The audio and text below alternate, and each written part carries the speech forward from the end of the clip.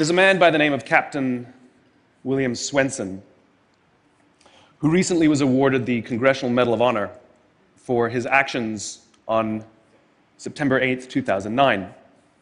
On that day, a column of American and Afghan troops were making their way through a part of Afghanistan to help protect a group of government officials, a group of Afghan government officials who'd be meeting with some local village elders. The column came under ambush and was surrounded on three sides.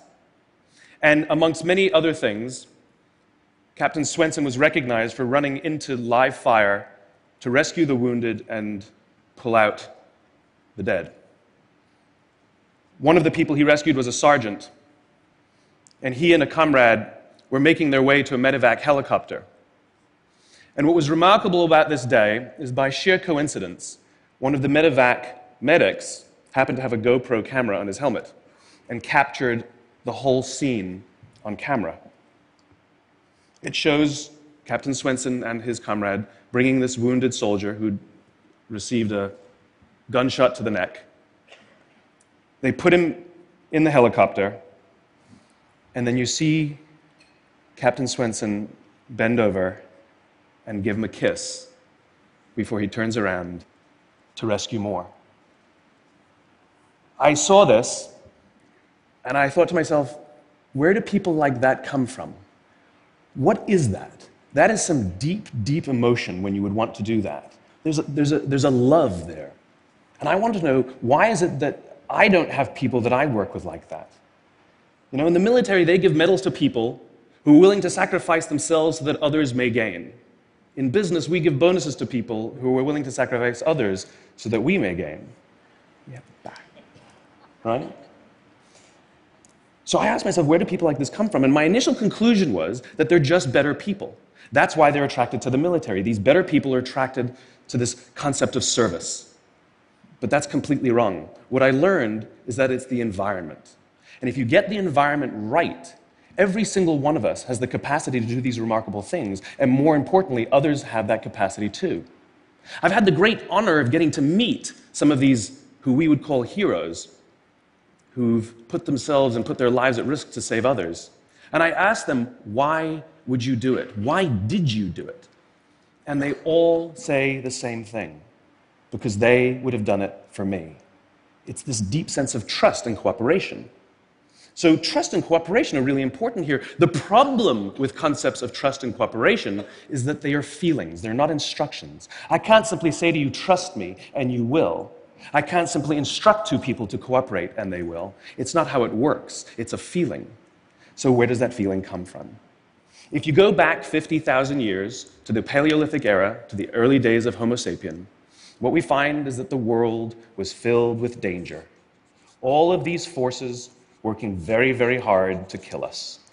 Nothing personal. Whether it was the weather, lack of resources, maybe a saber-toothed tiger, all of these things working to reduce our lifespan.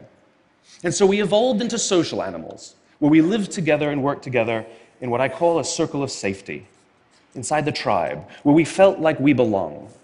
And when we felt safe amongst our own, the natural reaction was trust and cooperation. There are inherent benefits to this. It means I can fall asleep at night and trust that someone from within my tribe will watch for danger. If we don't trust each other, if I don't trust you, that means you won't watch for danger. Bad system of survival. The modern day is exactly the same thing. The world is filled with danger, things that are trying to frustrate our lives or reduce our success, reduce our opportunity for success. It could be the ups and downs of an economy, the uncertainty of the stock market. It could be a new technology that renders your business model obsolete overnight. Or it could be your competition that is sometimes trying to kill you. It's sometimes trying to put you out of business, but at the very minimum is working hard to frustrate your growth and steal your business from you. We have no control over these forces. These are a constant, and they're not going away. The only variable are the conditions inside the organization. And that's where leadership matters, because it's the leader that sets the tone. When a leader makes the choice to put the safety and lives of the people inside the organization first, to sacrifice their comforts and sacrifice the tangible results so that the people remain and feel safe and feel like they belong, remarkable things happen. I was flying on a trip, and I was witness to an incident where a passenger attempted to board before their number was called. And I watched the gate agent treat this man like he had broken the law, like a criminal. He was yelled at for attempting to board one group too soon. So I said something. I said, why do you have to treat us like cattle? Why can't you treat us like human beings? And this is exactly what she said to me. She said, "Sir, if I don't follow the rules, I could get in trouble or lose my job." All she was telling me is that she doesn't feel safe. All she was telling me is that she doesn't trust her leaders. The reason we like flying Southwest Airlines is not because they necessarily hire better people, it's because they don't fear their leaders. You see, if the conditions are wrong, we're forced to expend our own time and energy to protect ourselves from each other. And that inherently weakens the organization. When we feel safe inside the organization, we will naturally combine our talents and our strengths and work tirelessly to face the dangers outside and seize the opportunities. The closest analogy I can give to what a great leader is, it's like being a parent. If you think about what being a great parent is, what do you want? What makes a great parent? We want to give our child opportunities, education, discipline them when necessary, all so that they can grow up and achieve more than we could for ourselves. Great leaders want exactly the same thing. They want to provide their people opportunity, education, discipline when necessary, build their self-confidence, give them the opportunity to try and fail, all so that they could achieve more than we could ever imagine for ourselves. Charlie Kim, who's the CEO of a company called NextJump in New York City, a tech company, he makes the point that if you had hard times in your family, would you ever consider laying off one of your children? We would never do it. Then why do we consider laying off people inside our organization? Charlie implemented a policy of lifetime employment. If you get a job at NextJump, you cannot get fired for performance issues. In fact, if you have issues, they will coach you and they will give you support, just like we would with one of our children who happens to come home with a C from school. It's the complete opposite. This is the reason so many people have such a visceral hatred, sort of anger at some of these banking CEOs with their disproportionate salaries and bonus structures. It's not the numbers. It's that they have violated the very definition of leadership. They have violated this deep-seated social contract. We know that they allowed their people to be sacrificed so that they could protect their own interests. Or worse, they sacrificed their people to protect their own interests. This is what so offends us, not the numbers. Would anybody be offended if we gave a $150 million bonus to Gandhi? How about a $250 million bonus to Mother Teresa? Do we have an issue with that? None at all. None at all. Great leaders would never sacrifice the people to save the numbers. They would sooner sacrifice the numbers to save the people. Bob Chapman, who runs a large manufacturing company in the Midwest called Barry Waymiller, in 2008, he was hit very hard by the recession, and they lost 30% of their orders overnight. Now, in a large manufacturing company, this is a big deal, and they could no longer afford their labor pool. They needed to save $10 million. So, like so many companies today, the board got together and discussed layoffs. And Bob refused. You see, Bob doesn't believe in head counts. Bob believes in heart counts. And it's much more difficult to simply reduce the heart count. And so they came up with a furlough program. Every employee, from secretary to CEO, was required to take 4 weeks of unpaid vacation. They could take it any time they wanted, and they did not have to take it consecutively. But it was how Bob announced the program that mattered so much. He said, "It's better that we should all suffer a little than any of us should have to suffer a lot." And morale went up. They saved $20 million.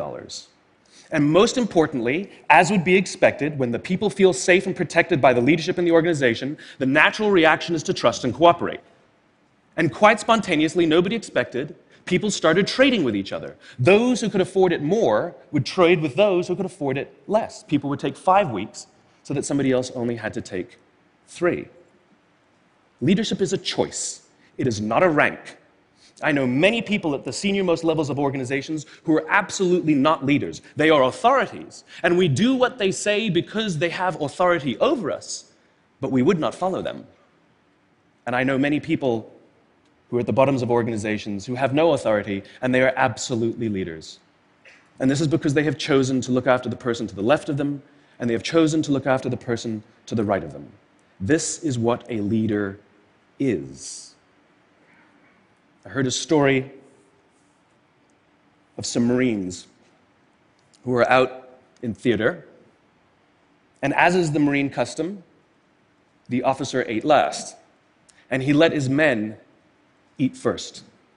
And when they were done, there was no food left for him.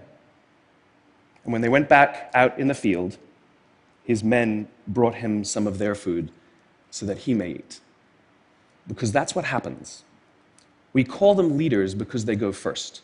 We call them leaders because they take the risk before anybody else does.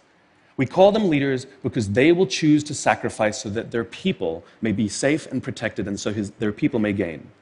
And when we do, the natural response is that our people will sacrifice for us. They will give us their blood and sweat and tears to see that their leader's vision comes to life.